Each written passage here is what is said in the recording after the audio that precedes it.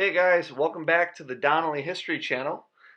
This week we're going to be looking at a new topic that still fits inside this Renaissance questioning time period, and it's going to be something that most of us are relatively familiar with, and that's going to be looking at the Age of Exploration.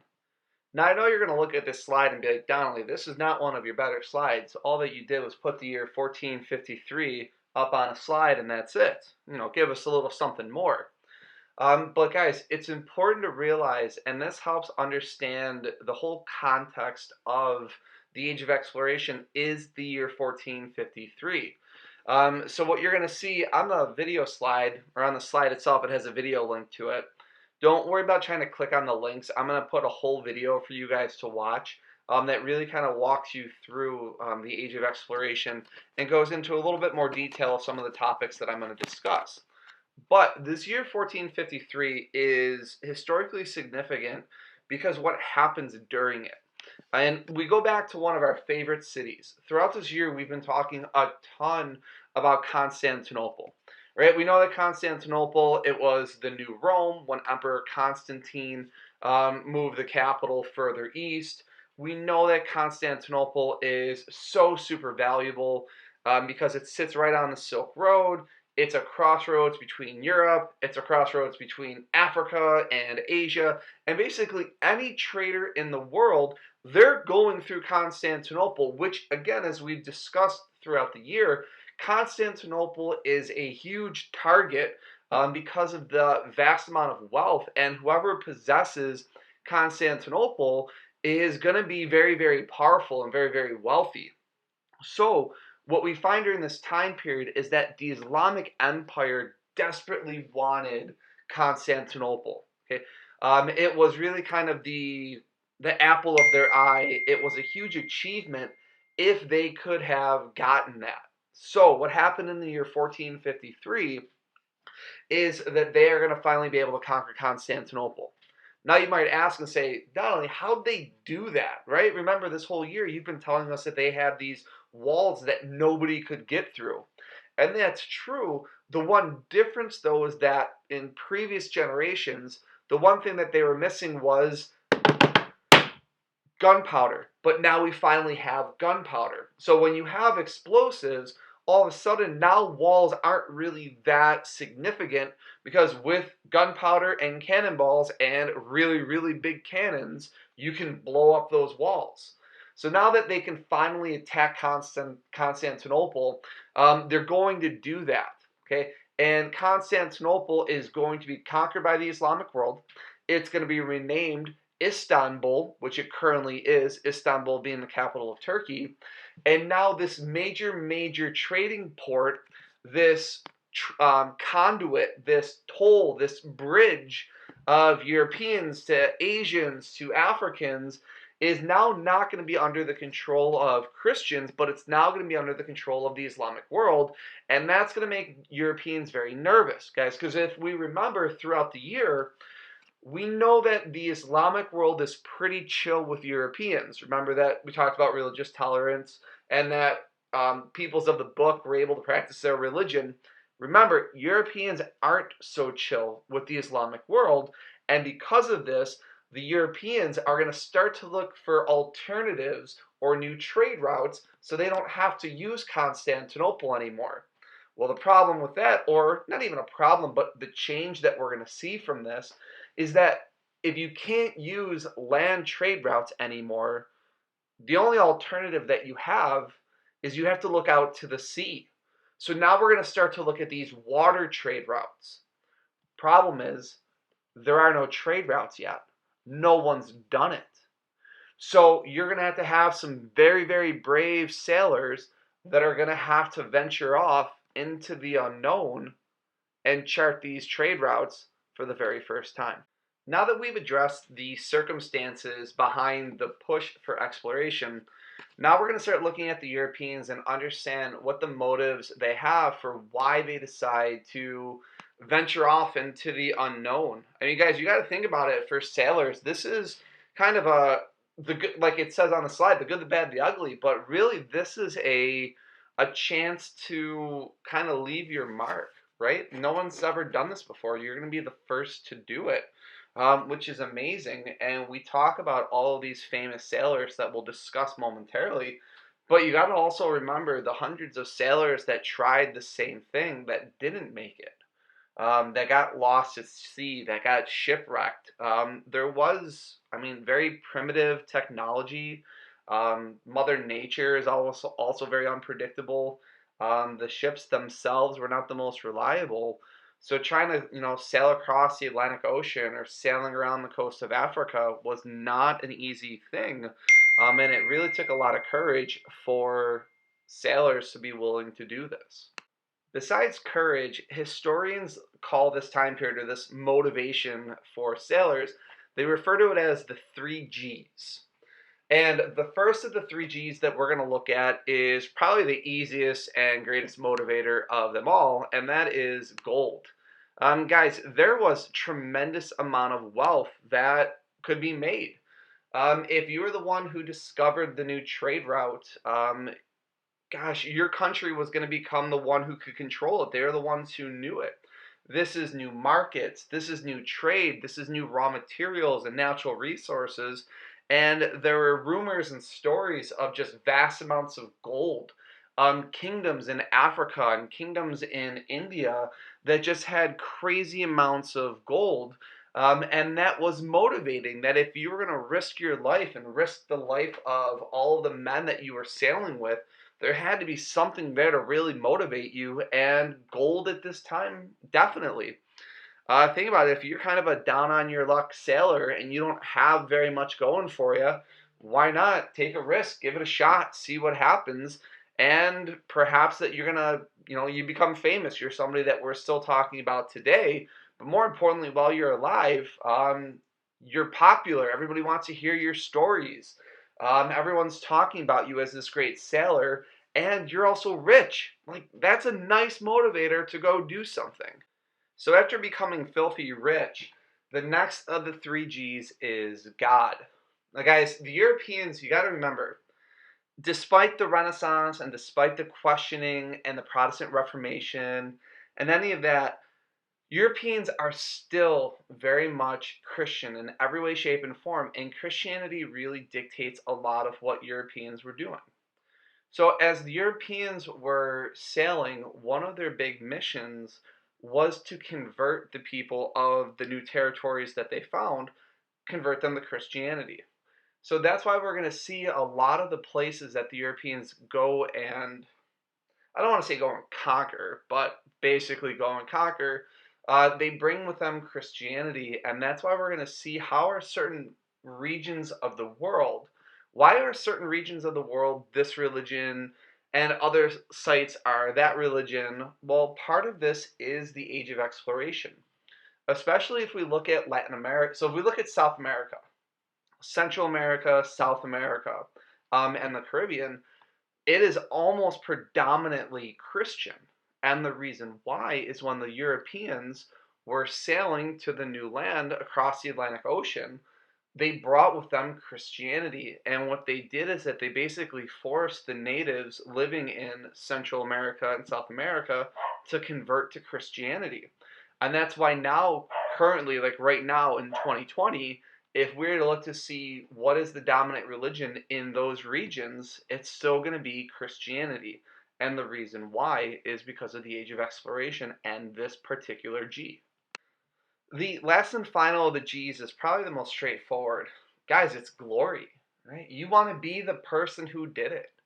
And that's every explorer has that ambition, or anyone who's got that kind of adventuring, gene in their body is they want to be the first to go do something. The notoriety, the fame, the popularity that goes along with that is very much a motivator. And not only for the individual itself, but countries. I mean, guys, getting all the ships and all the supplies and all of this, it costs a lot of money. So most sailors could not provide that type of wealth on their own. So what they did is that they were reaching out to kings and queens to see if the countries would finance these expeditions or these explorations to the new lands. And kings and queens were like, yeah, we're going to do this again for glory. That if it was the Spanish were the first to find a territory, or the Portuguese were the first to find a territory, or the British, or the French, or whomever, that's going to pay dividends for them. You could look at all three of the G's. That country is going to get a lot of gold or a lot of wealth. That country is going to spread Christianity, which is big. And also, they're going to start to accumulate power and wealth, and that's going to continue to glorify their country. So those are the three major motivators for why you're going to go risk your life during this age of exploration. Okay, so now we've talked about the circumstances, talking about the fall of Constantinople. We've talked about the motivation, why people are willing to do this. So now we got to start talking about some of the key characters and the names that matter. So one of the most important names that matter, guys, is the royal couple of King Ferdinand and Queen Isabella of Spain. The Spanish, they're going to finance a lot of the sailing that the explorers are going to do. And as we talked about for the glory, it makes sense. They're doing this so that they can try to make their country richer and more powerful. So they saw the value in investing into these sailors, and they knew that if these sailors hit and found what they were hoping to find, they were going to benefit and make tons and tons of money off of that because they were going to be the first country to have it, the first country to have that knowledge, and they were going to be able to prosper with these new trade routes. So that's really why they were doing it. It was a little bit of, yes, they wanted to glorify themselves, the fact that they were kind of known as the king and queen that could do this, but also they knew that if it worked, the amount of money that they were going to make for their country was going to be huge. All right, so now let's look at the rock stars of the exploration. So guys, what I want you to kind of recognize is that I'm not going to go into full detail with each one of these guys. They're going to have their own moments to shine in the coming weeks, but I want to do just obviously give a brief overview. So obviously, the one that all of us know the most about is Christopher Columbus. We'll talk more and more about his kind of folly into history. We all know the story that he was thinking that he could sail across the Atlantic Ocean and that he was going to find himself to India in that straight shot. That's why he started calling the natives obviously Indians. We know that he had no clue about landing in North America, but for some reason we still celebrate this guy like he is just the greatest hero in the world. And we'll again talk next week more and more about the fact of how actually awful he was, especially with the spreading of smallpox to natives and taking their gold. So as you guys can tell, like I'm not a big fan of Christopher Columbus at all. Again, I'd rather celebrate Leif Erikson Day, or just anything else, rather than a guy who just tried to kill people, or better yet, that did. All right, so some of the more lesser known individuals. So Prince Henry the Navigator. So he's a Portuguese sailor. He's kind of like he's the godfather of this age of exploration. He was really one of the first explorers to travel down the west coast of Africa. He was sailing out into the Atlantic, finding islands. And he was really the one that was kind of this great source of knowledge or this initiator of the age of exploration. While he didn't really find anything that was drastically transformative, he was the one, though, that kind of was like pushing people to say, hey, like this can be done and let's go do it. Okay, so Pizarro and Cortez, they're both conquistadors. These men are awful, awful human beings. We'll learn more about it in the coming weeks, but they destroy civilizations. Pizarro is going to destroy the Incas. Cortez is going to destroy the Aztecs. So not good people at all. But we'll talk more about them as the time goes. Da Gama, Magellan, Diaz, Vespucci, all sailors.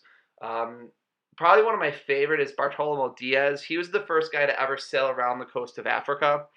And you guys are going to watch him in the video. It was pure luck, a little bit of earth science luck as to why he was able to do this. But when he did, man, it just drastically changed the world forever. Because now you could open up this whole new part of the world that previously you couldn't do by sailing. And then my favorite is Vespucci. So Vespucci was a sailor, but also he was a map maker. And the cool thing about Vespucci is his first name being Amerigo, which anybody want to guess why North America and South America are America? It's because Amerigo Vespucci was the one who made the map, and guess what dude did? Named it after himself. Must be kind of cool to be able to have that power. Okay, so I'm going to jump ahead here, and the trade routes are now found. Okay, so the Europeans can get to North America, the Europeans can sail around the coast of Africa, and then sail into the Indian Ocean and be able to get to India, be able to get to Southeast Asia, to be able to get to China, all on water trade routes. Now, guys, if we were in class, I would ask you and say, what are the advantages to a water trade route opposed to a land trade route? And I know that you guys are all brilliant and crazy smart, and you have a great teacher, so you'd be telling answers like, you can get there faster on water trade routes. You can move more weight in products on water trade routes, and you're going to be able to make more wealth in trade routes, and you can get to new places with these water trade routes. And then I'd clap my hands and say how awesome you guys are and how crazy smart that you guys are. So the Europeans are going to start going to these different places, and we need to figure out what is the good and the bad that comes from this new interaction. Because guys, this part's huge. Like, you got to remember, in North America or South America or in the Caribbean, they don't know anything about Europeans. They don't know a single thing. For all they know is that the world that they have been living in, that's their world. Just the same way that Europeans don't know anything about what's going on in the Americas. So this is really going to be the interaction of two completely alien life forms coming together and interacting. That'd be like if at school we're sitting there in class and all of a sudden you see a UFO land on the football field. Like, that's essentially the same thing as Europeans coming to the Americas. So guys, the good that comes from this is something that we call the Columbian Exchange.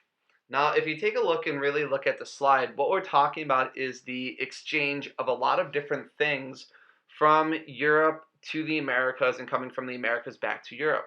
Now, we can talk about all these awesome foods that we didn't know about, whether you're talking about pumpkins and turkey and corn, potatoes going from North America to Europe, which especially for the Irish, what a game changer. Mr. D loves a good mashed potato, a twice baked potato, fries, of course. Basically, any kind of potato that you can give me, I'm going for it. Just the same way that the Europeans are bringing livestock and sugar. Who doesn't love sugar? Can't have a good Swedish fish without some sugar in there.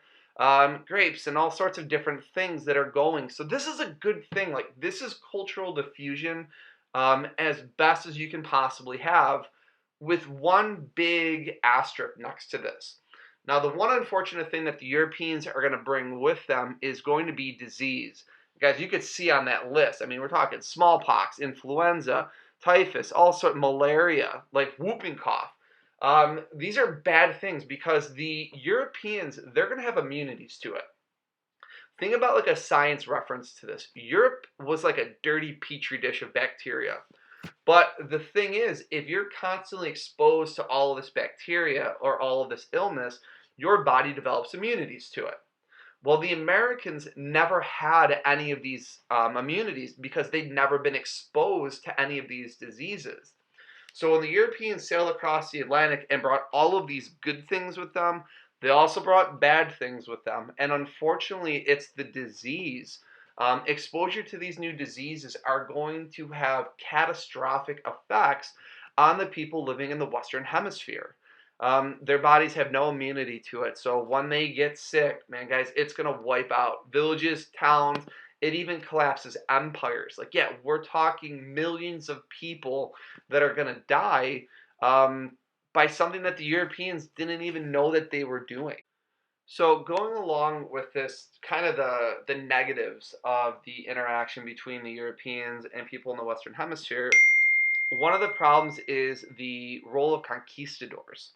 Sorry guys, these dings, my mom is texting me over and over again.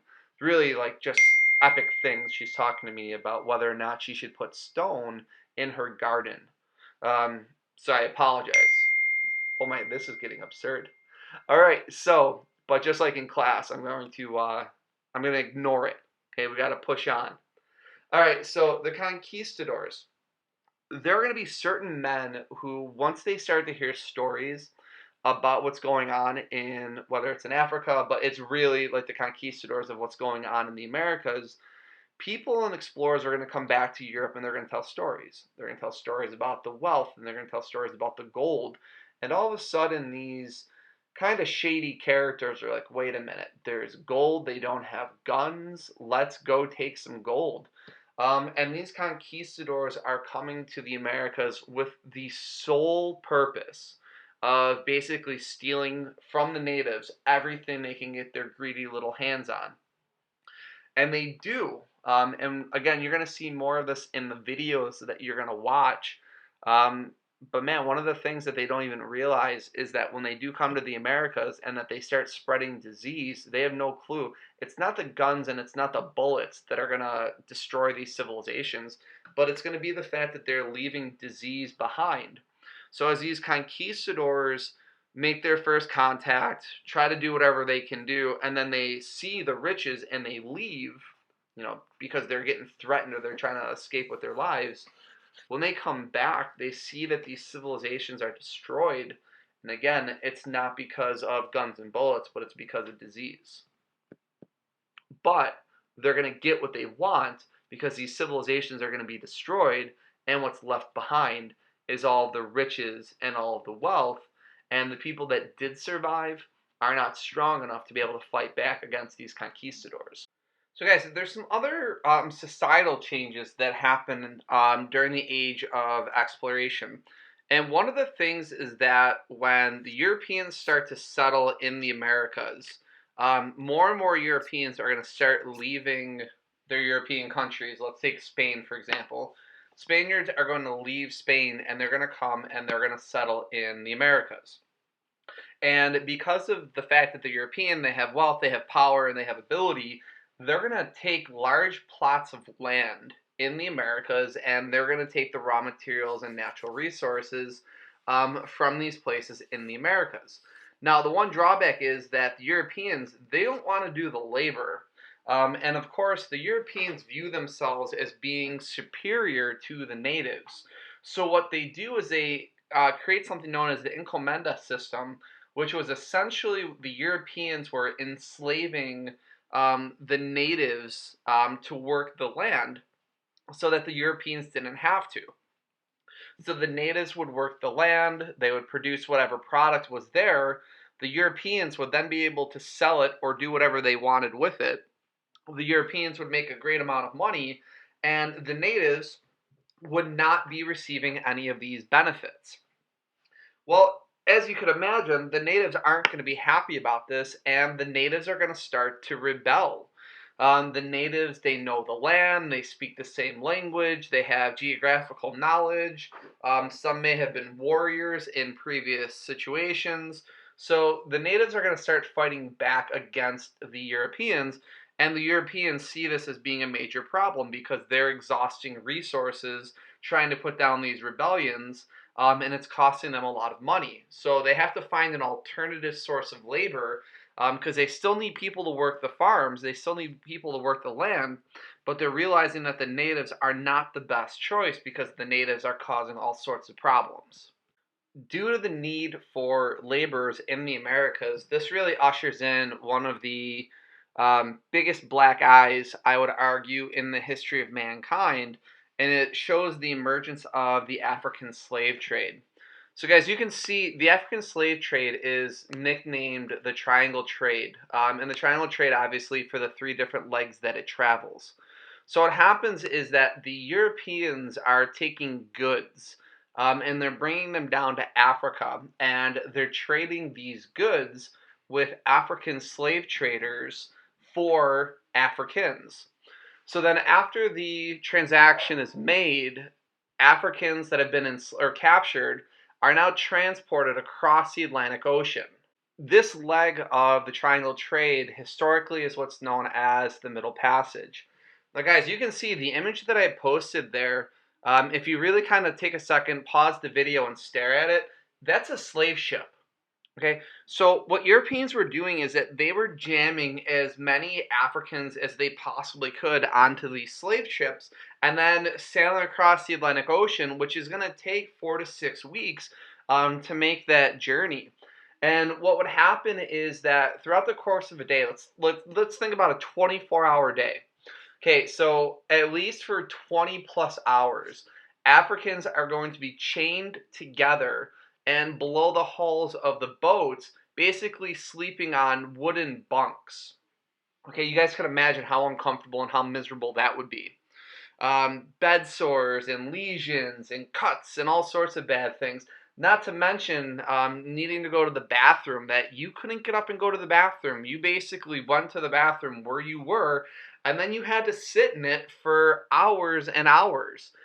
So the fact that disease was something that was going to be rampant on these boats were going to happen. So the reason why they crammed as many Africans as they could into these slave ships was that the Europeans, these European traders knew people were going to die. Okay, they knew the Africans were going to die on this journey, so they crammed as many people in as they possibly could, so that by the time they got to America, there would at least be enough Africans still alive where they could make profit. Okay, now the Africans that died during the travel across the Atlantic Ocean, in the most inhumane way possible, their bodies were just thrown overboard, right? No death burials, no rites, no rituals, no nothing. Just simply the discarding of a body, which really unfortunately sets this path of human history for the next couple hundred years, where Europeans and Americans really just look at African slaves as being nothing more than property. And it really stems from the circumstance of first needing labor in the New World. The fact that the Europeans aren't going to do that labor for themselves, and this superiority that they have or believe that they have over Africans during this time. And because that the Europeans have better weapons and they have gunpowder, that they feel that they can basically do whatever the heck that they want. And as a result, Africans find themselves in this horrible cycle of slavery. So guys, when we look at the general theme of what happened during this age of exploration, okay, there's tons of good stuff that happened, right? Cultural diffusion, goods moving back and forth. But when we take a critical look at it, we really see that it's something that solely is going to benefit the Europeans. And we're going to see this in an economic system called mercantilism. So mercantilism basically functions as terms that you've heard before: a mother country and a colony. So this age of exploration is going to lead to Europeans deciding to colonize Central America and South America, and then take all of the resources that it possibly can out of South America and Central America and use them for their own benefit. So now Europeans are going to make tons and tons of money. Europeans are going to really separate themselves as world powers, and we're going to see Central America and South American countries that they're going to be colonies. And as a result of being a colony, you don't get to decide your own government systems. You don't get to decide your own economic systems. You don't really get to decide anything. You're simply at the whim of whatever the mother country wants.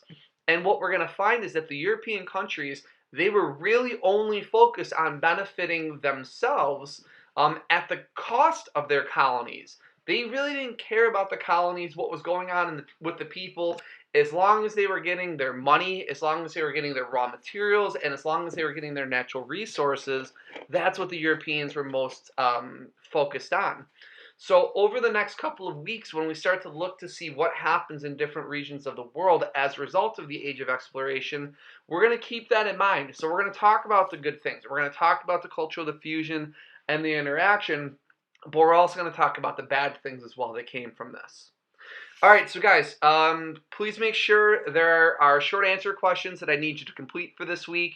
And there's an additional video that I want you to watch on the age of exploration. It's a really interesting video. It's from the History Channel. I think you guys will like it. So take care of, obviously, thanks for watching this video. Watch the other video, answer your short answer questions, and boom, you're done for the week. All right, guys, all the best. Take care. Be healthy. Be well. Do something nice for somebody. Be kind. Remember, the smallest gestures, a hi, a text message, whatever, could really make somebody's day. So take advantage of that. Be a positive change for what's going on. And I hope to see you guys, well, as I've been saying, I hope to see you guys soon. Obviously, I know that I won't be seeing you guys until September, but I look forward to it. Stay healthy, stay well, stay in good spirits. I'll see you guys soon. Bye.